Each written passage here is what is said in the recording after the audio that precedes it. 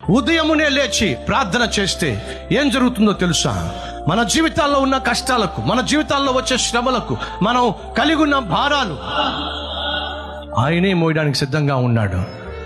సమయానుకూలమైనటువంటి ఆలోచన, సమయస్ఫూర్తితో కూడిన ఆలోచన ఆయనే ఇస్తాడు. ఎందుకు నువ్వు భారం మోస్తున్నావు? ఎందుకు నువ్వు కన్నీరు కారుస్తున్నావు? ఎందుకని వణికిపోతున్నావు?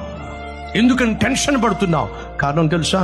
నీ భారము నువ్వు యెహోవా మీద మోపటం లేదు కాబట్టి. నీ చింత యావత్తు నా మీద మోపము, నేను నీ గురించి చింతిస్తున్నాను అని దేవుడు చెప్తూ ఉంటే ఎంతసేపు కూర్చుని ఏడవడమే, ఎంతసేపు కూర్చుని బాధపడ్డమే. సహోదరి సహోదరులు, ఎందుకని ఇంత అద్భుతమైనటువంటి దేవుడు మన భారాన్ని వహించడానికి సిద్ధంగా ఉంటే ఆయన నిర్లక్ష్యం చేస్తాం? ఈ రోజు నుంచైనా ప్రతిరోజు నువ్వు మోకరిస్తే నా ప్రభువు నీ మీద ఉన్న భారాన్ని తొలగిస్తాడయ్యా.